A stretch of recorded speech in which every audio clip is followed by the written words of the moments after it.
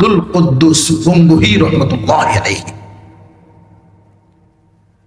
ওনার কোনো ছেলে সন্তান ছিল না, ওনার ছিল মেয়ে সন্তান। ছেলে সন্তান যেহেতু নাই, শুধু মেয়েদেরকে দিয়েই ওনার স্বপ্ন জীবনযাপন শেষের পর্যায়ে পৌঁছে গেল। মেয়েদেরকে বিয়ে শাদী দিয়ে দিলেন। অনেক মুরিদান। আব্দুল কুদ্দুস গঙ্গুহি তখনকার যুগের যত বড় আলেম, এত বড় পীর ছিলেন। মারিফতের দরজা অনেক উঁচা। আব্দুল কুদ্দুস গঙ্গুহি রহমতুল্লাহি আলাইহি বড় মেয়ের বড় নাতি, বড় মেয়ের দিকের নাতি, তার নাম আবু সাঈদ গঙ্গুহি রহমতুল্লাহি আলাইহি। নানার বড় নাতি উনি কুলে নিতেন। উনি যখন ওনার খানকায় থাকতেন, পাশে পাশে রাখতেন। ওনার যত খুলাফা, শুধু ভারতবর্ষে না, তামাম পৃথিবী ব্যাপী, মিশরের থেকেও আলেমরা এসে ওনার কাছে আত্মাশুদ্ধি নিতেন, আত্মার চিকিৎসা করাইতেন। আর আত্মার রোগ এটা এত মারাত্মক, শরীরের রোগ হইলে বোঝা যায় ব্যথা, যন্ত্রণা, পানি পড়া, রক্ত পড়া, এরকম একটা অনুভব করা যায়। আত্মার রোগ সহজে অনুভব করা যায় না। ইয়া আইয়ুহাল্লাযীনা আমানুত্তাকুল্লাহা ওয়া কুনু মা'আস সাদিকিন। সাদাকাল্লাহুল আযীম। وقال رسول الله صلى الله عليه وسلم تموتون كما تحيون وتحشرون كما تموتون وصدق رسوله النبي الكريم ونحن على ذلك من الشاهدين والشاكرين والحمد لله رب العالمين. اللهم صل على محمد وعلى آل محمد كما صليت على إبراهيم وعلى آل إبراهيم إنك حميد مجيد. اللهم بارك على محمد وعلى آل محمد كما باركت على إبراهيم وعلى آل إبراهيم إنك حميد مجيد. মুহতারাম হাজিরিন, প্রত্যেকটা মানুষ দুই ভাবে অসুস্থ হয়ে থাকে, হয়তো শারীরিক আর না হয় মানসিক। কোনো মানুষ যদি শারীরিকভাবে রোগী হয়, হাসপাতালে বিজ্ঞ ডাক্তারের মাধ্যমে চিকিৎসা করে সুস্থ করতে হয়। কেউ যদি মানসিকভাবে অন্তরের রোগে রোগী হয়,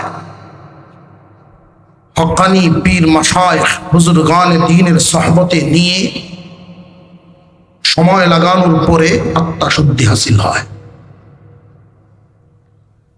শরীরের রোগের চাইতে আত্মার রোগ মারাত্মক। শরীরের রোগে মানুষ বেশি কবরে যায়, আর আত্মার রোগে মানুষ জাহান্নামে যায়। মাদারিসে কওমিয়া তালিমের সাথে যেই তরবিয়াতি চিকিৎসা করে, যেই সেবা দেয়, তালিম দেয়, আত্মাশুদ্ধির মেহনত এটার সাথে সম্পৃক্ত থাকে। মানুষের আত্মার চিকিৎসা করা এতটাই জরুরি, এটা পারিবারিকভাবে শিক্ষা দিয়া শুধু প্রাতিষ্ঠানিক না,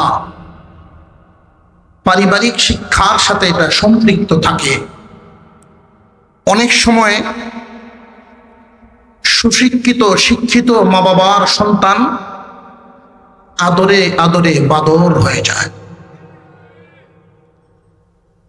অনেক সময় মূর্খের সন্তান সঠিক তালিম পাওয়ার কারণে আদবওয়ালা হয়ে যায়। একজন মানুষ আদবওয়ালা যদি হয়, আল্লাহ তাকে কাঙ্ক্ষিত লক্ষ্যে পৌঁছায় দেন। শুধু শিক্ষায় মানুষ কাঙ্ক্ষিত লক্ষ্যে যেতে পারে না। মনে রাখবেন, কাগজ কলমের মাধ্যমে আমরা যেটাকে শিক্ষা মনে করি, অনেক বুজুর্গানে দিন এই কাগজে কলমে শিক্ষাকে শিক্ষা এখনো মানতেই রাজি না। বুজুর্গানে দিন তারা মনে করেন, বড় বড় মনীষীগণ মনে করেন, সিনা বর সিনা বাস্তব আদবের মাধ্যমে, প্র্যাকটিক্যালের মাধ্যমে যেটা শিক্ষা হয় ওইটা মূলত শিক্ষা। আমি আপনাদেরকে একটা ছোট্ট ঘটনা বলেই আলোচনা শেষ করে দেব। আমাদের ভারতবর্ষে আসলে বানিয়াচঙ্গে আলোচনা করা আর অন্যান্য অঞ্চলে আলোচনা করা বেশ কম আছে। বানিয়াচং সাধারণ একজন মানুষ ওয়াজ শুনতে শুনতে নিজেই ভিতরে বক্তা। ভারতবর্ষের আত্মাশুদ্ধির লাইনের পীর মাশায়েখ গণের বড় মানের একজন ব্যক্তি ছিলেন, অনেক উঁচা সিরিয়ালে গিয়ে আব্দুল কুদ্দুস গঙ্গুহি রহমতুল্লাহ আলাইহি। ওনার কোনো ছেলে সন্তান ছিল না, ওনার ছিল মেয়ে সন্তান। ছেলে সন্তান যেহেতু নাই, শুধু মেয়েদেরকে দিয়েই ওনার স্বপ্ন জীবনযাপন শেষের পর্যায়ে পৌঁছে গেল। মেয়েদেরকে বিয়ে শাদী দিয়ে দিলেন। অনেক মুরিদান। আব্দুল কুদ্দুস গঙ্গুহি তখনকার যুগের যত বড় আলেম, এত বড় পীর ছিলেন। মারিফতের দরজা অনেক উঁচা। আব্দুল কুদ্দুস গঙ্গুহি রহমতুল্লাহ আলাইহি বড় মেয়ের বড় নাতি, বড় মেয়ের দিকের নাতি, তার নাম আবু সাঈদ গঙ্গুহি রহমতুল্লাহ আলাইহি। নানার বড় নাতি উনি কুলে নিতেন। উনি যখন ওনার খানকায় থাকতেন, পাশে পাশে রাখতেন। ওনার যত খুলাফা, শুধু ভারতবর্ষে না, তামাম পৃথিবী ব্যাপী, মিশরের থেকেও আলেমরা এসে ওনার কাছে আত্মাশুদ্ধি নিতেন, আত্মার চিকিৎসা করাইতেন। আর আত্মার রোগ এটা এত মারাত্মক, শরীরের রোগ হইলে বোঝা যায় ব্যথা, যন্ত্রণা, পানি পড়া, রক্ত পড়া, এরকম একটা অনুভব করা যায় না। আত্মার রোগ সহজে অনুভব করা যায় না। সৌদি আরব থেকে পর্যন্ত মক্কা মদিনার আলেমরা এসে ওনার কাছে আত্মাশুদ্ধি নিতেন। আব্দুল কুদ্দুস গঙ্গুহি রহমতুল্লাহ আলাইহি এত বড় আলেম, এত বড় পীর। আবু সাঈদ গঙ্গুহি হুজুরের বড় নাতি হওয়ার কারণে খুব আদরের। বিশ্ববিখ্যাত আলেমগণ আবু সাঈদকে আইসা কুলে নিতেন, কাঁধে নিতেন। কোনো সময় আবু সাঈদ ছোটবেলায় মক্কা মদিনা থেকে আসা আলেমগণের কাপড়ে পেশাব করে দিতেন, মুখে কিছুই বলতেন না। পীরের নাতি, হুজুরের নাতি, সেই হিসাবে কেউ কিছুই বলতেন না। এক সময় কালক্রমে দেখা গেল এই আবু সাঈদ অতিরিক্ত আদরে আদরে বাদর হয়ে গেছে। সব ঠিকঠাক চলে, কিন্তু আবু সাঈদ তার নানার দেওয়া রাস্তায় নেই, ভুল পথে চলনেওয়ালা, দাড়ি ঠিক নাই, নামাজ কালাম ঠিক নাই, মন মতো চলনেওয়ালা, খুব গরম মেজাজে চলাফেরা করে। চলতে ফিরতে মনে হয় মাছি তার গায়ে বসাটাও সহ্য করে না। এলাকার কোনো আলেমকে সে আলেমেই মনে করে না, কারণ তার নানার নাতি বড় পীরের নাতি। সেই হিসাবে বড় কোনো আলেমকেও তার কাছে আলেম মনে হয় না। তার মা আল্লাহর কাছে দোয়া করেন শুধু, আল্লাহ আমার সন্তানটাকে তুমি সহি বুঝ দান করো, সহি রাস্তা দান করো। হঠাৎ করে একদিন আবু সাঈদ গঙ্গুহি তারই এলাকার এক মসজিদের মুয়াজ্জিন, তার নানার মুরিদ, কোনো আলেম নন, মসজিদের একজন মুয়াজ্জিন সাহেব, আসরের নামাজের পরে ওই মসজিদের সামনে গিয়ে বলেন, ও মুয়াজ্জিন, তার শরীরের বাপ নিয়া খাসলত অনুযায়ী ডাক দিছে, ও মুয়াজ্জিন বলেন ডাক্তার মধ্যে কোনো সম্মানের শ্রুতি মধুরতা কিছু আছে? এদিকে মুয়াজ্জিন সাহেব উত্তরে কিছুই বলেন নাই, কারণ পীরের নাতি আর অন্য কেউ হইলে একটা ধমক দিতেন। উনি গেলেন, কি ভাই আবু সাঈদ, কি চাও? আমাকে একটু পানি পান করাও। মুয়াজ্জিন সাহেব কিছুই বলেন নাই, অর্ডার পালন করলেন। উনার ওযু করার যেই মাটির লুটা ছিল, লুটাটা ভরে পানি নিয়ে গেলেন। মসজিদের সিঁড়িতেই বসে লুটা দিয়ে পানি পান করলো।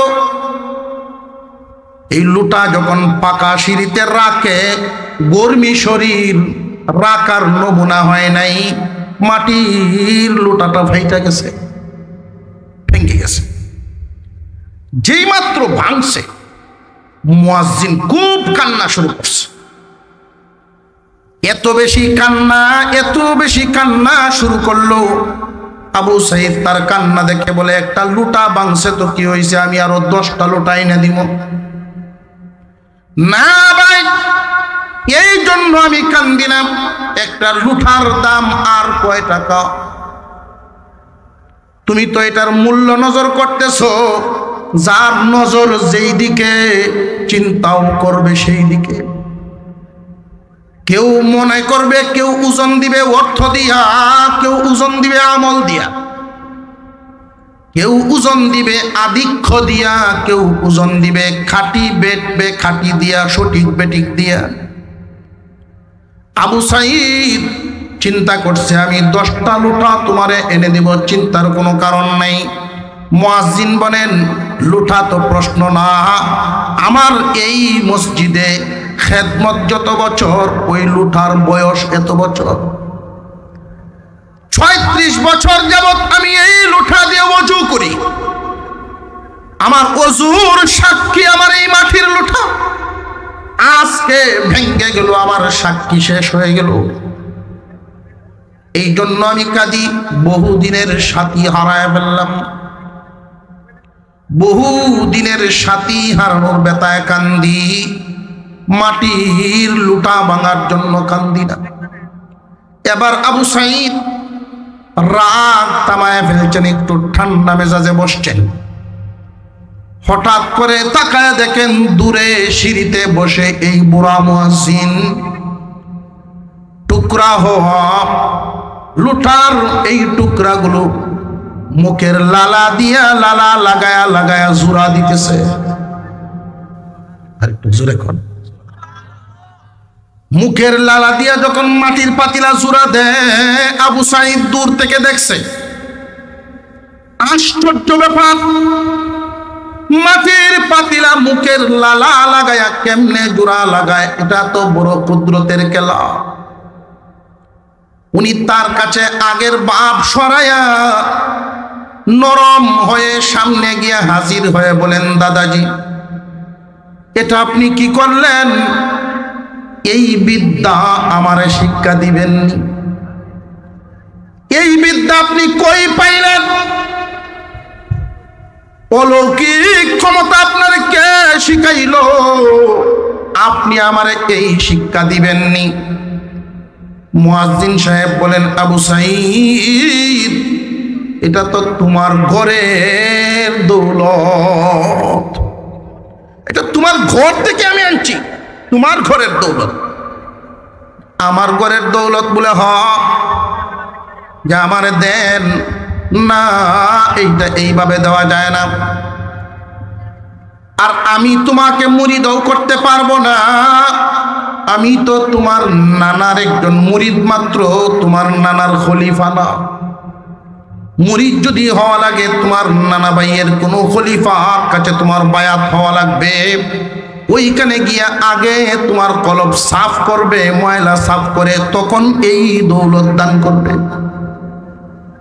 আমার নানার খলিফাগণ কে কে আছেন? মুরব্বী তিনি জবাব দিলেন, আমার জানা মতে তামাম দুনিয়ায় তোমার নানার খলিফা সব মারা গেছেন। একজন জিন্দা আছেন, উনি আছেন ইরাকে, নিজামউদ্দিন বলখি তার নাম। নিজামউদ্দিন বলখির কাছে যাইতে পারেন। উনি ওনার মার কাছে গিয়া বলেন, আম্মা আর মন মতো চলবো না, আমার নানার রেখে যাওয়া দৌলত আমার দরকার। মা তো কান্দেন আর বলেন, আল্লাহ এতদিনে বুঝি দোয়া কবুল করছো। নানার রেখে যাওয়া দোয়া, নানার রেখে যাওয়া দৌলত হাসিল করতে চায় এখন নাতি। বহুদিন পরে তার হুঁশ হইছে। আম্মা আমি কেমনে পাবো? নিজামউদ্দিন বলখির কাছে যাব। খবর পাঠায় দিলেন আগেই নিজামউদ্দিন বলখির কাছে। আবু সাঈদ গঙ্গোহীর আম্মা খবর পাঠাইছেন, হুজুর আপনি তো আমার বাবার খলিফা, আমার ছেলেকে আপনার কাছে পাঠাইতেছি। শুধু এতটুকু লিখে পাঠাইছেন চিঠিতে, তারিখ উল্লেখ করা। নিজামউদ্দিন বলখির কাছে যখন আবু সাঈদ গঙ্গোহী গিয়া পৌঁছবে, 3 মাইল দূর থেকে কতটুকুন আদব হইলে পরে আত্মা শুদ্ধি হয়, পীরের নাতি আসতেছে, সেই সংবাদে 3 মাইল দূর থেকে পায়ে হেঁটে ওনাকে ইস্তেকবাল করার জন্য আসছেন। তখনকার সময়ে নিজামউদ্দিন বলখি তামাম পৃথিবীর সেরা বুজুর্গ, উনি আগায় আসছেন, পীরের নাতি নিবেন, পীরের নাতি নিবেন। অগ্রসর হয়ে 3 মাইল দূর থেকে ওনাকে স্বাগতম জানিয়ে নিলেন। 3 দিন মেহমানদারি করলেন। 3 দিন পরে জিজ্ঞাসা করলেন, হযরত আপনি কি চলে যাবেন নাকি আসার কোনো উদ্দেশ্য আছে? কেন আসছেন? উনি বললেন, আত্মা শুদ্ধি, নানার রেখে যাওয়া। আপনি আমার নানার কাছ থেকে যেই দৌলত এনেছেন সেই দৌলত আমাকে দিবেন। এখন তো বুঝাইছে পীর মুরিদির বিষয়, আত্মা শুদ্ধির বিষয়। যেই মাত্র এই কথাটা বলছেন, এখন তো আর আগের মেহমানদারির মেজবানের বাপ নাই। পীর হিসেবে এমন এক ধমক মারছে, নিচে বসো, পাশাপাশি বসে আত্মা শুদ্ধি করতে আইসো বেয়াদব, নিচে বসো। এক ধমকে নিচে বসে বসছে। 6 মাস পর্যন্ত আমার খানকার মুসল্লিদের জুতা বাও করবা, দিলেন ডিউটি। 6 মাস পর্যন্ত আমার খানকার পেশাবখানার ময়লা সাফ করবা, দিলেন ডিউটি। এই 6 মাস গেল, উনি শুধু দেখতেছেন কি পরিমাণ পালন করে। যেই আবু সাঈদ গঙ্গোহী তার অন্তরে ছিল অহংকার, আমি এত বড় নানার নাতি, সেই ময়লা সাফ করা, পেশাবখানা সাফ করো, জুতা পাও করো, যাও দিলেন। 6 মাস পরে পীর সাহেব পরীক্ষা করতে চাইলেন কতটুকুন সাফ হয়েছে এটা একটু দেখি আগে। যার গায়ে মাছি বসতে পারে না, কোনো কথা সহ্য হয় না, মেজাজ গরম, ঠান্ডা করার জন্য যেই চিকিৎসাটা দিলেন, জারুদার যে সুইফার, জারুদারকে বললেন, শোনো, আজকে জারু দিয়া সারা বাড়ির ময়লা যখন টুকরি দিয়ে লইয়া যাও, একটা বাহানা করে আবু সাইদের উপরে ফেলাইয়া দিবা। আবু সাইদের উপরে ফেলাইয়া দেওয়ার পরে দেখবা সে কি করে। যখন দিছে ফেলাইয়া, উনি ঝাড়েন আর তার দিকে তাকায়া বলেন, এটা তো ইরাক বলখ, গঙ্গু হইলে বুঝলায়, গঙ্গু হইলে বুঝতে পারতা। শুধু এতটুকুন বলছেন। পীর সাহেবের কাছে আইসা বলছেন, হুজুর, আমার গায়ে কোনো হাতও তুলে নাই, আমাকে কোনো গালিগালাজও করে নাই, অকথ্য শব্দও, বেয়াদবির শব্দও ব্যবহার করে নাই, শুধু এতটুকুন বলেছে, এটা যদি আমার দেশ হইতো তাহলে তুমি টের পাইতা। শুধু এতটুকুন বলছে। নিজামুদ্দিন বলখি বলেন, তার কলব অর্ধেক সাফ হইছে আর অর্ধেক রয়ে গেছে। অর্ধেক সাফ হইছে, অর্ধেক রয়ে গেছে। কলবের রোগ সাফ করা এত জরুরি। শরীরের রোগে কবরে যায়, আত্মার রোগে মানুষ জান। আল্লাহ পাক আমার তিলাওয়াতকৃত আয়াতে আল্লাহ বলেন, আল্লাহকে ভয় করো ইমানদারের। ভয় যদি পুরোপুরি করতে না পারো, আল্লাহ ওয়ালাদের সংস্রবে যাও, তাহলে ময়লা দূর হবে, আদব কায়দা শিক্ষা হবে। আল্লাহ যেন আমাদেরকে আমলের তৌফিক দান করেন। আমিন। আজকের যে বিষয়টা আপনাদের এখানে, মাহফিল তো সাধারণত 12টায় শেষ হয়, আমি জানি বানিয়ে চলে। কোনো কোনো প্রোগ্রাম 3 দিন ব্যাপী মাহফিলগুলো শেষ পর্যায়ে এমনও হয় একটাই মোনাজাত। প্রায় মাহফিলে, যেমন কুতুবখানি 3 দিন ব্যাপী তফসিরের শেষ বয়ানে আমি থাকি, আখেরি মোনাজাত হয়। তো এই 4 বছরের মধ্যে 2 বছরই এমন হয়েছে একটার পরে দোয়া, আর 1 বছর 12:30টায়, এই বছরও 1:45 হয়েছে। আজকে আদমখানির প্রোগ্রামের যেই ডেট হয়, কোনো মিল হইতেছে না।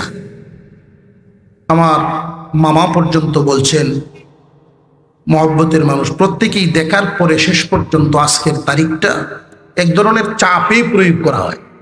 2 মাহফিল আছে, এরপরে এটা আমি সময়ই দিয়েছি 11:30 থেকে 12টা হতে পারে, চেষ্টা করব 11:30টায়, নইলে 12টা হবে, সেইভাবে আপনারা সেটিং দিবেন। আমার আগে আনসারি সাহেব আসবেন 10:30, 11:15টার মধ্যে, এটা আমি শুনছি। কিন্তু নবীগঞ্জের যেই মাহফিল ছিল, ওইখানে উনাকে স্টেজেই উঠাইছে 10টায়, উনাকে বয়ানেই উঠাইছে 10টায়, এর আগে দিচ্ছে না। এটা তো বুঝতে হবে, হালত তো বুঝতে হবে। যদি দেখা যায় এমন একটা পাত্র আমি হাতে নিলাম, বন্টন করার যোগ্যতা আমার নাই, এমন পাত্র হাতে না নেওয়াটাই বেটার, উত্তম। হইলে তো গরমে আপনার হাত পুড়ে যাবে। একটু সময় যদি বেশি রাখা লাগে, ক্ষমতা যদি আপনার না থাকে, ধৈর্য, মুশকিল। এটা দিনই খেদমত, দিনই লাইন। কোনো কারণে যদি কোনো আলেমের শানে, আলেমুল আমাদের সাথে বেয়াদবি হয়ে যায়, কি কামাইতে চাইছিলেন আর কি লসে পড়ে গেলেন। আল্লাহ তাআলা আমাদেরকে সহি সমঝ দান করেন।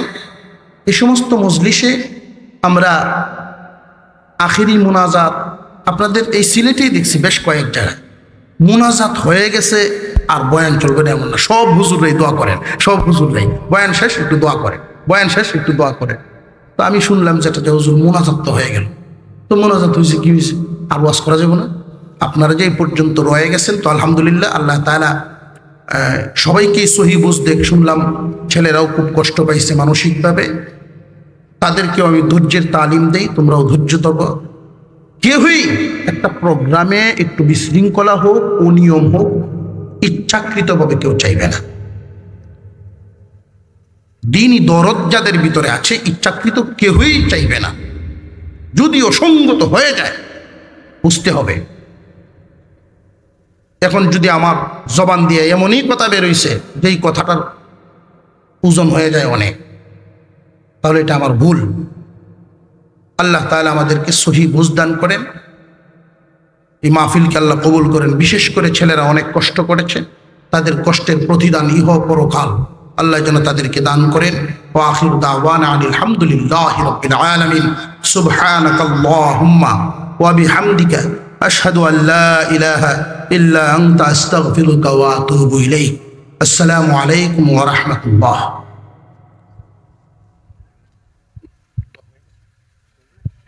আস্তাগফিরুল্লাহ আল্লাযী আত্তাহিয়াতুস সূরাতে বসেন। أستغفر الله الذي لا إله إلا هو الحي القيوم وأتوب إليه لا حول ولا قوة إلا بالله العلي العظيم. اللهم صل على سيدنا مولانا محمد وعلى آله وأصحابه وسلم. الحمد لله. الحمد لله رب العالمين والصلاة والسلام على رسوله الكريم وعلى آله وأصحابه أجمعين. ربنا ظلمنا أنفسنا وإن لم تغفر لنا وترحمنا لنكونن من الخاسرين.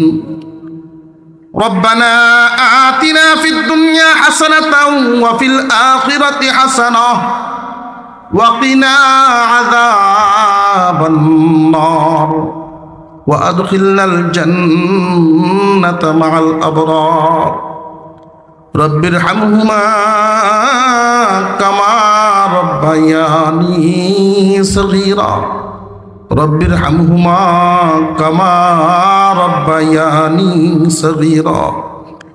يا حي يا قيوم برحمتك نستغيث. يا حي يا قيوم برحمتك نستغيث. يا قاضي الحاجات اقضي حاجاتنا. يا دافع البليات ادفع بلياتنا. يا حلال المشكلات واحلل مشكلاتنا في الدنيا والآخرة. يا ستار العيوب استر عيوبنا في الدنيا والآخرة. يا حي يا قيوم برحمتك نستغيث. يا رب العالمين আজকের এই মাহফিলকে কবুল মঞ্জুর করো। দেশ বিদেশ থেকে অনেকেই দোয়ার দরখাস্ত করেছেন। আয় আল্লাহ, প্রত্যেকের মনের নেক আকাঙ্ক্ষা তো আপনার জানা, মেহেরবানি করে কবুল মঞ্জুর করে নাও। এই গ্রামের এলাকার নতুন পুরাতন যত মুর্দেগান কবরবাসী, জানি না কার কি হালত। আয় আল্লাহ, তুমি রহমান, তুমি রহিম। আল্লাহ, মুর্দেগানের হালতের উপরে রহম করো। আল্লাহ, তুমি তো সবাইকে যদি মাফ করে দাও, কেউ নাই তোমারে প্রশ্ন করবে কেন মাফ করলা। আল্লাহ, তোমার কাছে দরখাস্ত করি, নতুন পুরাতন সকল মুর্দেগানরে তুমি মাফ করো। জান্নাতের বাগান কবরগুলোরে বানায় দাও। কবরগুলোরে জান্নাতের বাগান বানাও। আয় আল্লাহ, যারা এই জমিনের উপরে বিচরণ করে তোমার সন্তুষ্টির সাথে চলার তৌফিক দিও। সর্বপ্রকার ফিতনা ফাসাদ থেকে, সর্বপ্রকার বলা মুসিবত থেকে হেফাজতের সাথে রাখো। আসমানি জমিনি সর্বপ্রকার বলা মুসিবত থেকে আমরারে তুমি বাঁচায়া রাখো। আয় আল্লাহ, জানি না কার ভিতরে কোন ধরনের গোপন রোগ পরীক্ষা করলে বের হয়। বড় বড় রোগে আক্রান্ত হয়ে আছি। আল্লাহ, গোপন অসুখগুলো তুমি গোপনে সুস্থতা দান করে দাও। যারা অসুস্থ বেমারি আছেন, শেফা দান করো। অভাবীর অভাব দূর করে দাও। ঋণীর ঋণ মুক্ত করে দাও, যার মনে যেই আকাঙ্ক্ষা নেক আশাগুলো পূরণ করে দাও। আয় আল্লাহ, যে সমস্ত যুবক ছেলেরা ইখলাসের সাথে সহি নিয়তে দ্বীনের খেদমত করলো, উত্তম বদলা তাদেরকে দান করে দিও। নেককার জিন্দেগি দান করো, কাঙ্ক্ষিত লক্ষ্যে তাদেরকে পৌঁছায় দিও। তুমি যদি দয়া না করো, শুধু যোগ্যতায় মানুষ কাঙ্ক্ষিত লক্ষ্যে যাইতে পারে না। তোমার দয়া ছাড়া কেউ প্রতিষ্ঠিত হতে পারে না। আল্লাহ, এই জমিনে হালাল পথে প্রতিষ্ঠিত দান করো। এই মাহফিল 17 বছর চললো। আল্লাহ, একদল মানুষে চালায় গেল, এখন আরেক দলে চালাইতেছে। আল্লাহ, আরো একদল এদের পিছনে তৈরি করো, তাফসীর মাহফিল যেন চালু থাকে। এই জমিনের উপরে উলামায়ে দেওবন্দ, পীর মাশায়েখগণ, আলেম উলামা, হক্কানি বুজুর্গানে দ্বীনের বিচরণ। তোমার কত খাঁটি বান্দারা ইবানিয়াচংয়ের জমির নিচে শুয়ে আছে। দেশ বাঁচা তোমার কত খাঁটি বান্দা এই জমিনের পদধূলিতে, এই জমিনের উপরে হাঁটা চড়া করেছে। আয় আল্লাহ, তুমি কবুল করো সর্বপ্রকার আসমানি জমিনি বালা মুসিবত থেকে এই এলাকাবাসীকে তুমি হেফাজতে রাখো। ফিতনা, ফাসাদ, ঝগড়া বিবাদ, মনের শত্রুতা, মনের দ্বন্দ্ব, হানাহানি, মারামারি, এগুলোর থেকে তুমি হেফাজতের সাথে রাখো। আয় আল্লাহ, শান্তির হাওয়া সারা এলাকায় তুমি জারি করে দাও। আমলি জিন্দেগি দান করো, যেইভাবে চললে তুমি খুশি থাকো ওইভাবে চলার তৌফিক দিও। আয় আল্লাহ, তোমার কাছে দরখাস্ত জানাই, সুস্থ নেক হায়াত দাও। বেমারি বানায়া বিছানায় ফালায়া রাখো না। দুনিয়ায় দেখেছি কত আপনজন বন্ধু বান্ধবের অভাব নেই। প্রভু গো, অসুস্থ হয়ে বিছানায় পড়ে গেলে 1 সপ্তাহ 2 সপ্তাহের উপরে আর কেউ থাকে না। পেশাব পায়খানায় ফালায় রাখো না।